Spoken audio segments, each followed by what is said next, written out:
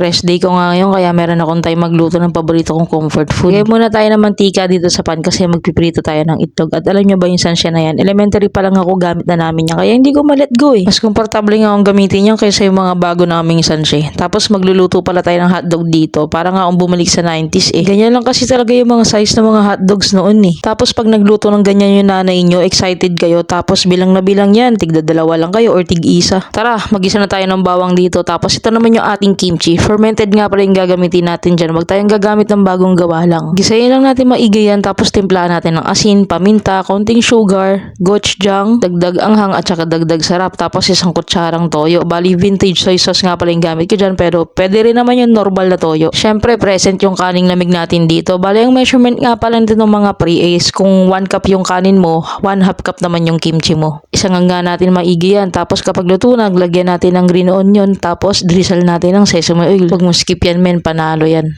Ito na po yung niluto natin. Kimchi fried rice na may itlog at saka hotdog. Yung. Tara. Bago yan, gusto ko lang uling buhusan ng sesame oil pa. Nasa sa inyo na yan Tapos kung may seaweeds kayo, mas maganda, mas masarap. Eh, wala akong seaweeds eh. Pwede na yan. Kain po.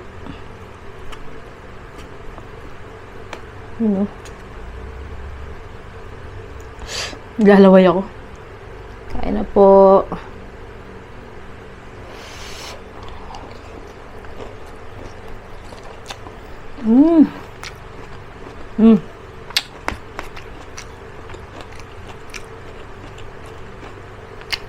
Sarap anghang.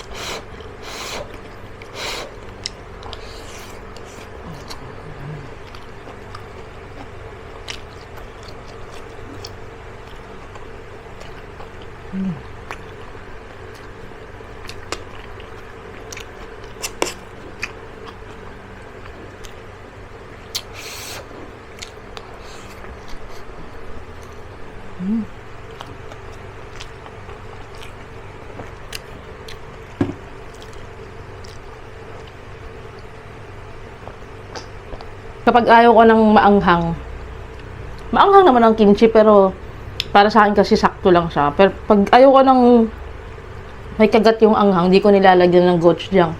Pero pag gusto ko ganito, tulad niyan, di ba? Maanghang siya. Halata naman sa kulay niya.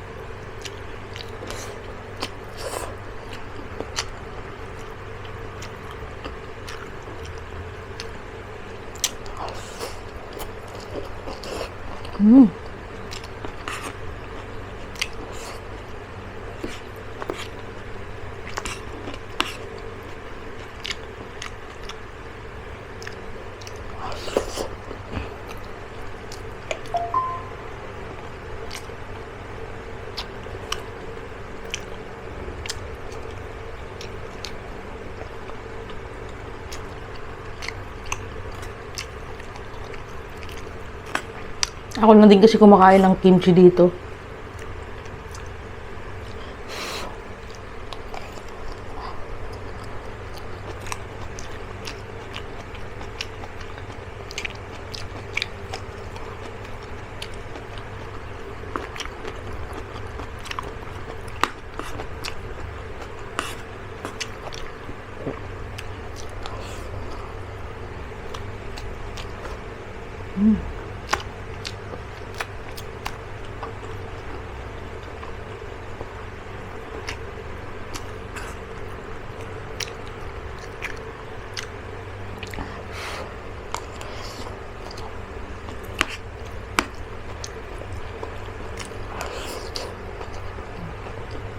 Alam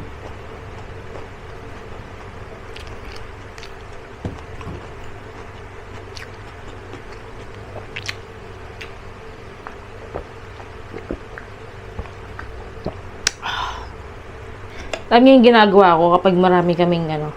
For example, meron akong stock ng kimchi tapos marami ding kaning lamig.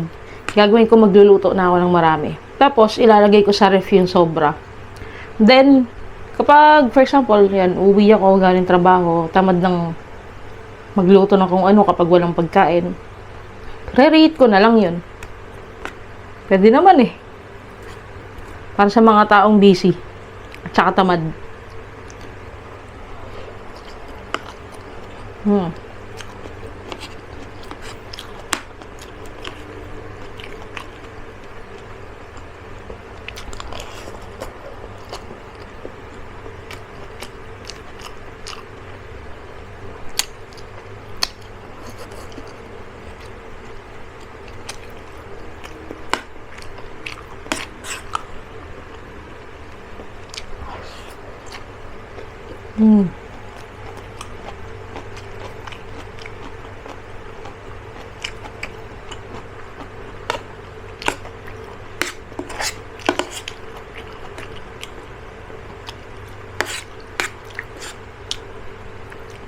Wag ko yung gagawa ng kimchi fried rice.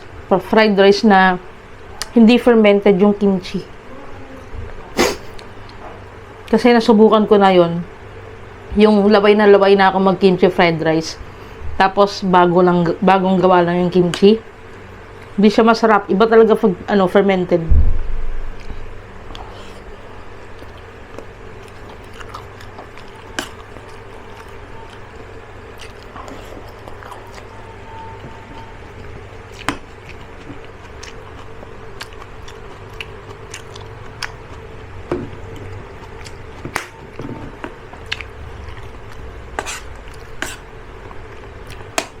Pampasarap yan.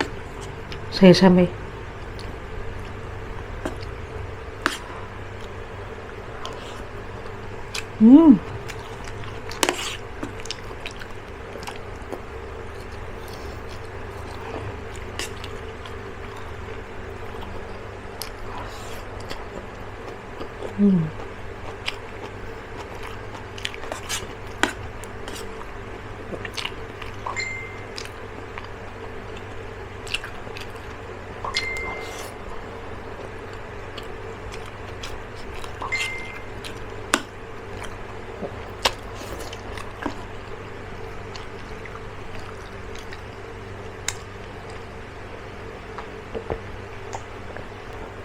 Sorry guys.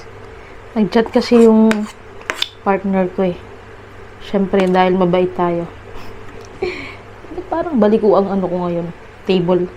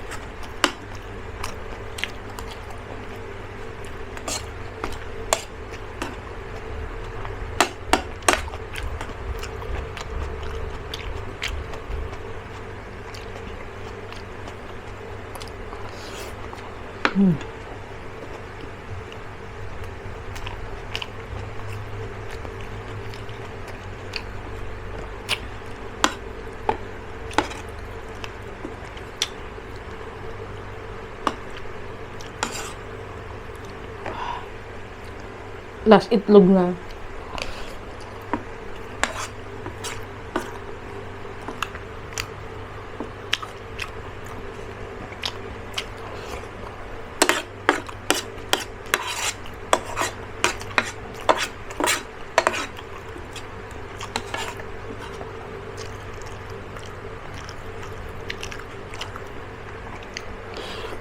Sarap.